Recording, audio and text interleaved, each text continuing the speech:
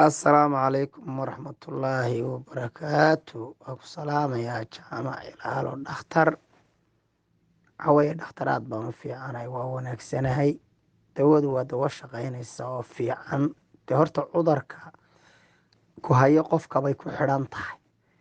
haddii ka fardaha isagoo ku hay ka geela lagaa gubo ma hagaagayso laakiin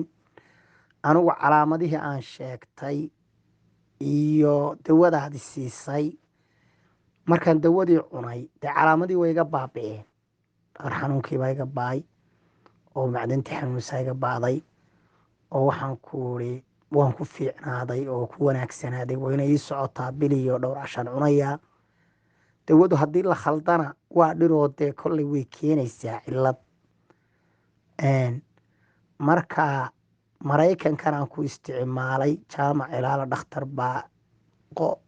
ii soo dhiibay qof iigu soo dhiibay dawadu waa dawo shaqaynaysa oo la hubo oo wanaagsan oo dee qaab loo cunay leedahay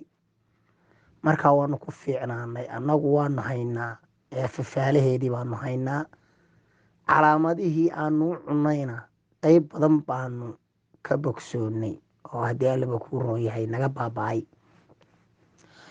markaa walaalle aada iyo aad bay u fiicantahay dawadu waa dawo shaqaynaysa buufiskuna ma wacna sida lagu yaaho dhakhtarku u cun haddii allaba kuu roon yahay xanuunka adiga ku hayana dee dhakhtarka iswaraysto oo markuu dhakhtarku ku waraysto calaamadahaaga u sheeg anigu calaamadahayga qayb aanan u sheegin baa dhakhtarku ii sheegay howlaha ma jiraan haabaan ku iri halkaas ma ku xanuunaysaa haa 3 dawo ii qoray dawo la cabo oo la qaso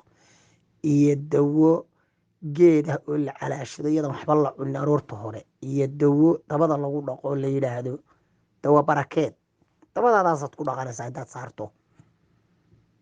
marka anigu kollay waan ku bogsaday dhakhtarkana faanin maayo anna isfaanin maayo waa ina ii socotaa dawaduna waa 3 bilood aad baan ugu fiicnaaday qoshkii baa iga baxay xanuunkaan sheeganayay badankiisii way iga tegey dawadiina way ii socotaa wixii aan rabay oo aan buufiska ka qabay oo dhanna waa iga baabi'een markaa dawo la hubo weeye oo aada u wanaagsan oo shaqaynaysa waxaweeye dhakhtar la hubo weeye kiniinada iyo baad rabtaa bayla tahay waxa gaaladu dee soo walwalaaqdan u malaynaya asalaamu calaykum